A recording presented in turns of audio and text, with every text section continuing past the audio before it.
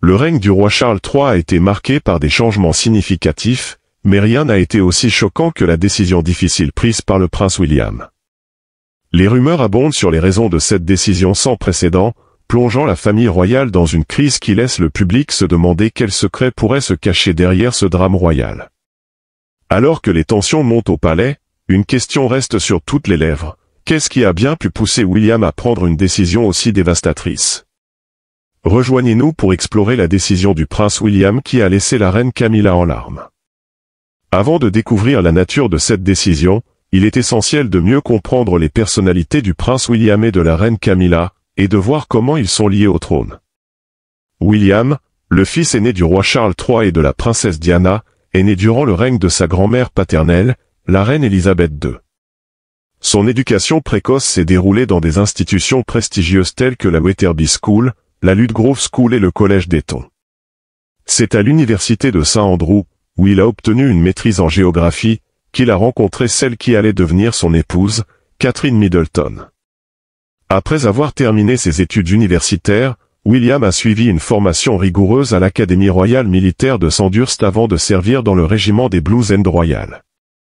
Poursuivant son engagement envers le service, il a obtenu en 2008 son diplôme du Royal Air Force College de Cranwell et a rejoint la RAF Search and Rescue Force au début de 2009.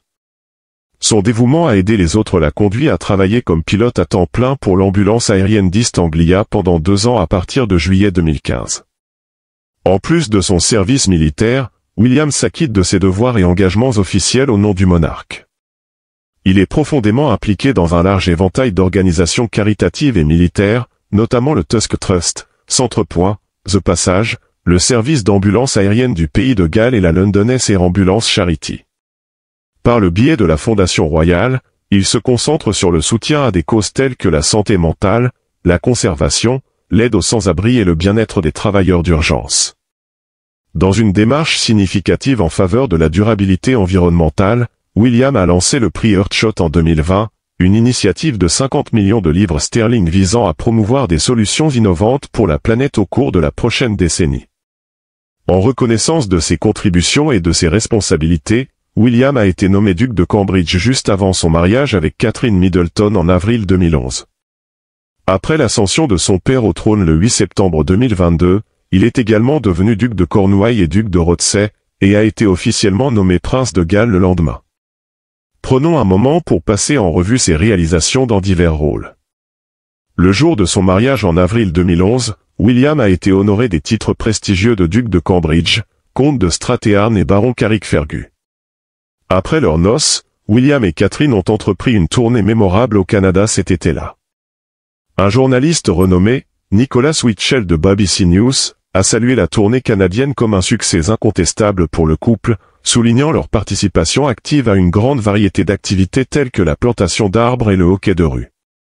Leur chaleur et leurs gestes attentionnés ont non seulement conquis le cœur des Canadiens, mais ont également renforcé leur popularité et favorisé des sentiments positifs envers la monarchie au Canada. Le couple a poursuivi ses devoirs d'ambassadeur en représentant la famille royale lors des Jeux olympiques d'été de 2012 à Londres, où ils ont assisté à de nombreux événements sportifs et ont interagi avec les athlètes et les spectateurs.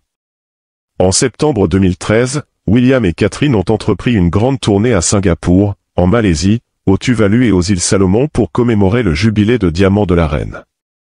Plus tard cette année-là, en octobre, William a présidé sa première cérémonie d'investiture au palais de Buckingham, marquant un jalon dans ses devoirs royaux. En avril 2014, le couple a entamé une tournée royale en Nouvelle-Zélande et en Australie, accompagné de leur adorable fils George, captivant les audiences par leur charme et leur grâce. En août de la même année, William et Catherine, aux côtés du prince Harry, ont solennellement représenté la famille royale lors des commémorations de la Première Guerre mondiale en Belgique, rendant hommage aux héros déchus. En décembre, le couple a effectué une visite diplomatique à New York et à Washington DC, où William a prononcé un discours puissant à la Banque mondiale condamnant le commerce illégal de la faune et démontrant leur engagement envers des enjeux mondiaux importants. Leur dévouement inlassable à leurs devoirs royaux et leur compassion sincère pour autrui ont véritablement fait de William et Catherine des figures chéries tant au pays qu'à l'étranger. En 2015 et 2016, le prince William a entrepris une série de visites officielles dans divers pays asiatiques, notamment le Japon, la Chine, le Bhoutan et l'Inde. Sa visite en Chine continentale a été particulièrement significative, car il était le premier membre de la famille royale à s'y rendre depuis près de 3 décennies, recueillant des éloges pour son approche diplomatique habile et raffinée. Malgré certaines critiques concernant son éthique de travail, le prince William est resté ferme dans son engagement envers ses devoirs royaux, soulignant son engagement envers la paternité et son implication dans les services d'ambulance aérienne.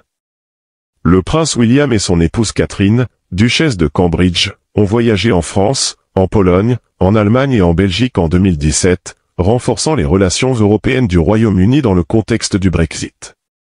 L'année suivante, en janvier 2018, le couple royal a visité la Suède et la Norvège, renforçant encore les liens diplomatiques avec ces pays. En juin 2018, l'itinéraire du prince William comprenait une tournée en Jordanie, en Israël et en Palestine, montrant ses efforts continus pour promouvoir la paix et la compréhension dans la région.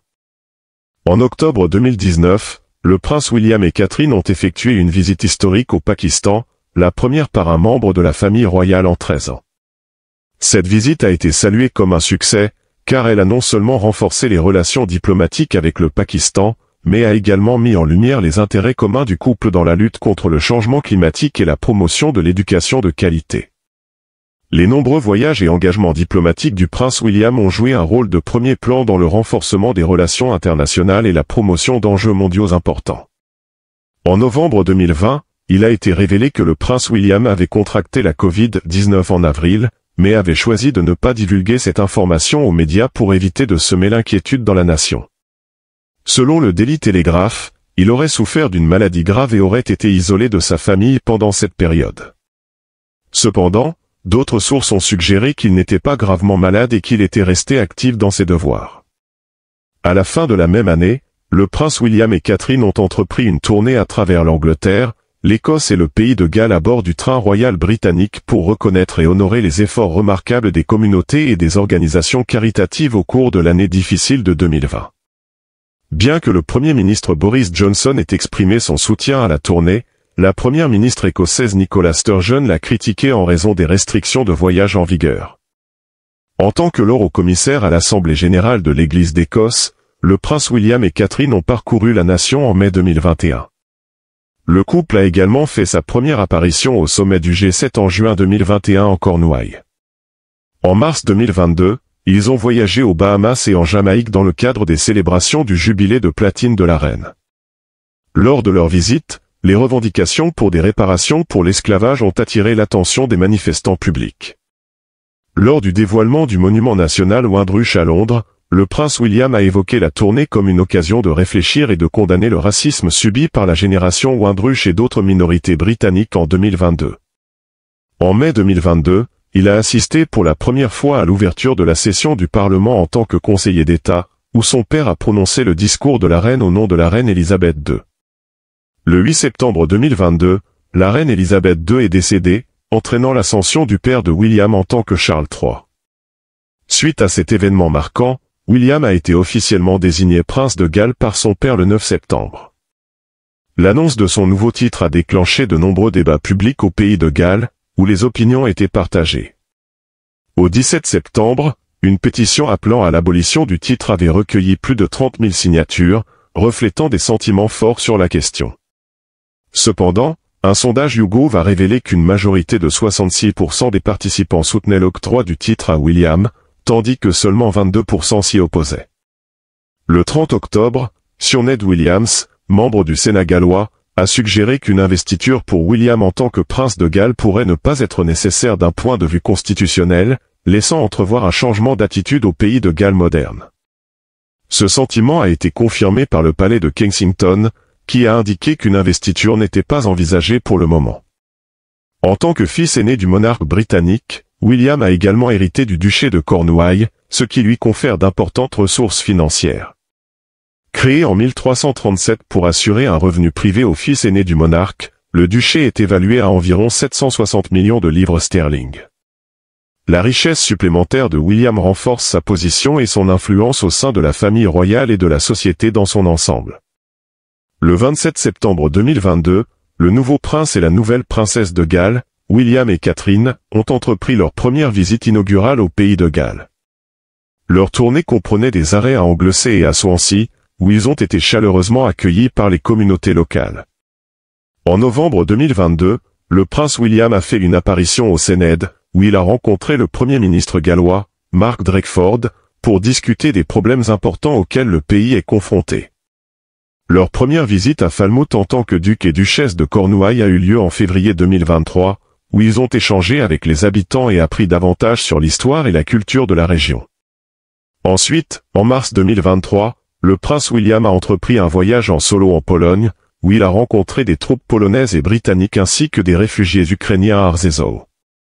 Il a également eu l'honneur de discuter avec le président polonais, Andrzej Duda, au palais présidentiel, visant à renforcer les relations diplomatiques entre les deux pays. En octobre 2023, le prince William et Catherine ont fait une déclaration publique dénonçant l'attaque menée par le Hamas contre Israël, témoignant de leur engagement à promouvoir la paix et la stabilité dans la région.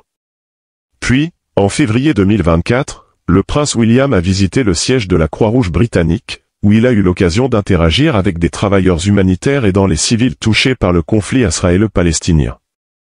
Il a publié une déclaration puissante, soutenue par le gouvernement du Royaume-Uni, appelant à la fin immédiate des hostilités et plaidant pour que l'aide humanitaire parvienne à ceux qui en ont besoin. Plus tard ce mois-là, le prince William a pris la décision difficile de se retirer de la cérémonie de Thanksgiving pour son parrain, Constantin II de Grèce, en raison d'une affaire personnelle non divulguée. Cependant, il a visité la synagogue Western Marble Arch pour aborder la montée inquiétante de l'antisémitisme et la crise humanitaire au Moyen-Orient, réaffirmant ainsi son engagement à promouvoir la tolérance et la compréhension entre toutes les communautés. Camilla, duchesse de Cornouailles, a grandi dans les magnifiques paysages de l'East Sussex et de South Kensington en Angleterre. Ses premières années ont été marquées par une éducation diversifiée qui l'a conduite dans des écoles en Angleterre, en Suisse et en France, façonnant ainsi l'individu accompli qu'elle est aujourd'hui. En 1973, elle a échangé ses vœux avec l'officier de l'armée britannique Andrew Parker Bowles, un mariage qui a finalement pris fin en 1995. Malgré la dissolution de son premier mariage, la relation de Camilla avec le prince Charles a continué d'évoluer au fil des ans. Leur romance, qui avait pris racine dans leur jeunesse, a persisté à travers leurs mariages respectifs et a attiré une attention médiatique intense ainsi qu'un intérêt public considérable. Le couple s'est finalement marié en 2005 au Guildhall historique de Windsor, suivi d'une bénédiction anglicane télévisée à la chapelle Saint-Georges dans le majestueux château de Windsor. Après leur mariage, Camilla a assumé le titre de duchesse de Cornouailles et s'est plongée dans ses devoirs royaux. Lorsque Charles est monté sur le trône le 8 septembre 2022, après le décès de la reine Elisabeth II, Camilla a gracieusement endossé le rôle de reine consort. Leur magnifique couronnement à l'abbaye de Westminster le 6 mai 2023 a été un moment mémorable célébré dans le monde entier. En tant que reine consort, Camilla est activement impliquée dans divers engagements publics au nom de la monarchie et sert de marraine dévouée pour de nombreuses œuvres caritatives et organisations. Depuis 1994, elle est une ardente défenseur de la sensibilisation à l'ostéoporose, une cause qui lui tient à cœur et qui lui a valu une reconnaissance et une admiration généralisée. En plus de son travail sur l'ostéoporose, elle a milité sans relâche sur des questions importantes qui touchent la société. Bien que leurs personnalités soient différentes, le prince William et la reine Camilla ont noué une relation inattendue que personne n'aurait cru possible. La famille royale a récemment été confrontée à une série de défis dans ses relations internes, mettant en lumière la relation tendue entre le prince William et la reine Camilla. Les rapports indiquent que le prince de Galles nourrissait initialement une aversion profonde envers sa belle-mère, la considérant comme le catalyseur de l'effondrement du mariage du roi Charles III avec la regrettée princesse Diana. Bien que le prince William et Camilla entretiennent désormais une relation professionnelle et amicale, on ne peut pas en dire autant de son frère cadet, le prince Harry, qu'il a publiquement accusé de l'avoir exploité pour son propre agenda de relations publiques. Suite à la dissolution tumultueuse du mariage de ses parents, le prince William exprimait souvent une profonde désapprobation envers Camilla. Cependant, à mesure qu'ils traversent ensemble les défis liés au soutien de leurs conjoints respectifs face à des problèmes de santé, leur relation semble avoir évolué positivement. L'experte royale Hilary Fordwish a partagé ses réflexions avec Fox News, révélant que le mépris initial de William envers Camilla s'est progressivement transformé en une reconnaissance de son dévouement indéfectible à ses devoirs royaux. Alors qu'ils apportent soutien et réconfort à leurs conjoints lors de traitements contre le cancer, leur lien s'est renforcé avec le temps. Fordwish a souligné que la présence de Camilla est une source de réconfort pour le roi Charles, et que William apprécie le bonheur qu'elle apporte à son père. Malgré leur histoire tumultueuse, leur relation évolutive reflète une nouvelle compréhension et une appréciation mutuelle de leur rôle au sein de la famille royale. Le récent rapport, qui fait suite aux commentaires de Christopher Anderson, auteur de The King, met en lumière la première rencontre entre la duchesse de Cornouailles et William, décrite comme n'étant pas particulièrement chaleureuse. Anderson a révélé que Camilla avait besoin de temps pour rassembler son courage avant de confronter William, alors qu'elle faisait face à des critiques pour son rôle présumé dans la dissolution du mariage de Charles avec la défunte Diana. Leur relation, qui a commencé à la fin des années 1970 et au début des années 1980 alors qu'ils étaient encore mariés à d'autres personnes, a été une source de controverse. Anderson a raconté que, lorsque la rencontre tant attendue a enfin eu lieu à la maison Clarence, Camilla était visiblement ébranlée et a même eu besoin d'un vodka tonique pour calmer ses nerfs. L'auteur a également expliqué que l'appréhension de Camilla à l'idée de rencontrer William était compréhensible, compte tenu de sa conscience du rôle qu'elle a joué dans la rupture du mariage des parents de William. La relation entre la reine Camilla et William, ainsi que Harry, a fait l'objet de discussions. Anderson a mentionné que William a maintenu un comportement posé lors de leur première rencontre, gardant ses émotions sous contrôle malgré l'attention publique entourant leurs interactions. Anderson a noté que Camilla et William ont toujours fait preuve de respect mutuel. Selon lui, une partie de la raison de leur relation cordiale réside dans la décision de Camilla de ne pas essayer d'influencer ou de guider William d'une manière ou d'une autre. Ne se souciant pas de son image publique, Camilla n'est pas perçue comme une figure maternelle et n'a pas été très impliquée en tant que mère pour ses propres enfants.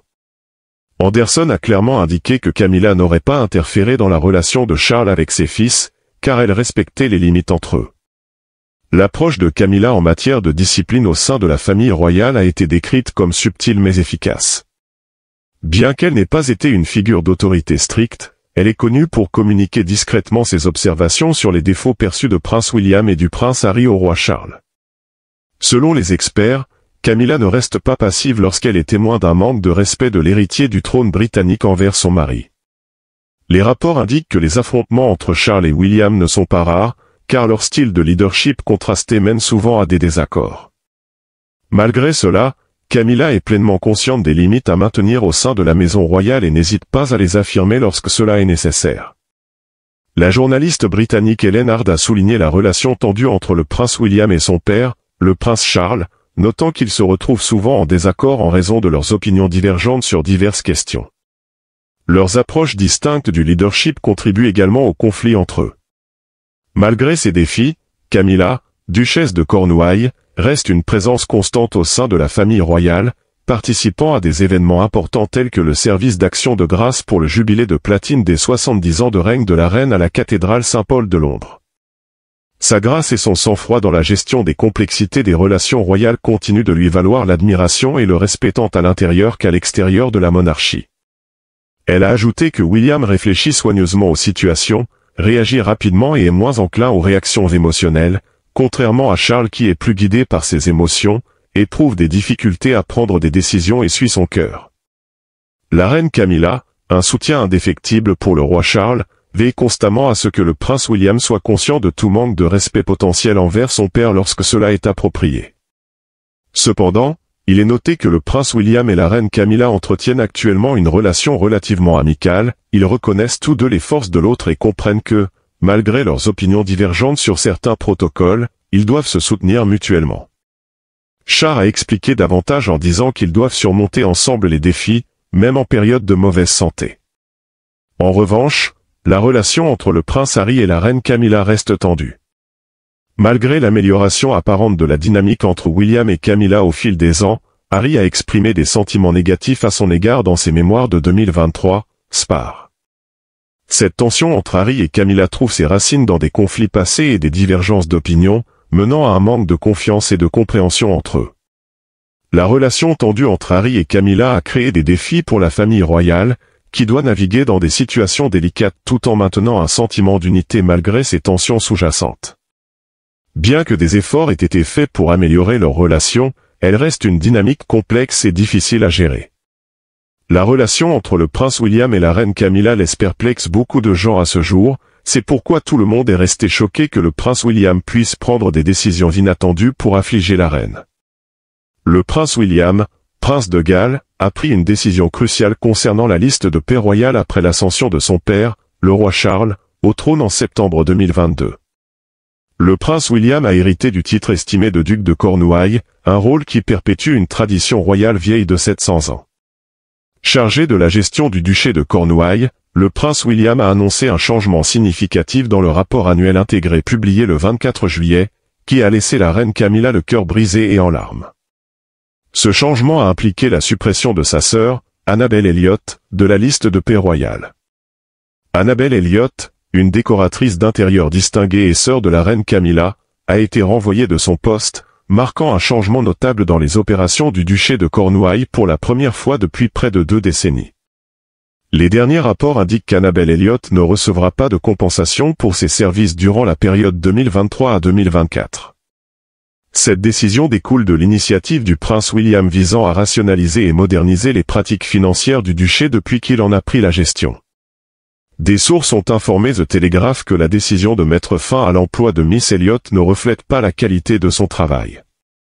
À 75 ans, Miss Elliot a reçu plusieurs centaines de milliers de livres pour ses services au cours des 20 dernières années, période durant laquelle elle a contribué à la décoration et à la mise à jour du portefeuille de cottage de vacances du duché à travers la Cornouaille, le pays de Galles et les îles Scilly. Le choix du prince William de retirer Annabel Elliot de la liste de paix a suscité de nombreuses discussions au sein des cercles royaux, car elle a été une contributrice de confiance et vitale aux opérations du duché, offrant des services de décoration intérieure inestimables qui ont considérablement amélioré de nombreuses propriétés de son vaste portefeuille. La reine Camilla est profondément attristée par cette décision, car l'absence d'Annabel laissera un vide notable dans la gestion et l'attrait esthétique des propriétés du duché. Les dynamiques familiales royales sont sans aucun doute affectées par ce changement, les tensions étant élevées alors que les implications de la décision du prince William continuent de se déployer. Le départ d'Annabel Elliot de son rôle dans la gestion du duché de Cornouailles sous la direction du prince William a entraîné un changement important dans la structure de gestion. Cette décision n'a pas seulement suscité un grand débat, mais a également profondément affecté la reine Camilla, qui entretient un lien affectif fort avec sa sœur. Des rapports suggèrent que la reine Camilla est peinée par le résultat, et l'image d'elle en larmes face à cette situation peint un tableau remarquable du fardeau personnel que cette décision a eu sur elle. Les contributions d'Annabel Elliot au duché ont été largement reconnues et appréciées, notamment son expertise en décoration intérieure qui a grandement amélioré la fonctionnalité et l'esthétique de nombreuses propriétés du duché. Son retrait de son poste a soulevé des inquiétudes quant à l'avenir de la gestion immobilière au sein du duché et à ses implications opérationnelles plus larges. En tant que duc de Cornouailles, le prince William s'est engagé à mettre en œuvre une stratégie de gestion plus moderne et efficace pour le duché. La décision de se séparer d'Annabel Elliot, bien que sans aucun doute difficile, démontre un engagement à aligner les pratiques financières du duché sur les normes contemporaines et à garantir la transparence. Les récents rapports financiers du duché de Cornouailles indiquent que le choix de ne pas compenser Annabel Elliot pour ses services fait partie d'une initiative plus large visant à réévaluer et optimiser les dépenses. Grâce à de telles décisions difficiles, le prince William vise à assurer la viabilité à long terme et l'intégrité du duché alors que la famille royale s'adapte au temps changeant et à l'évolution des responsabilités. Si vous avez aimé cette vidéo, aimez et abonnez-vous, et cliquez également sur la prochaine vidéo affichée sur votre écran.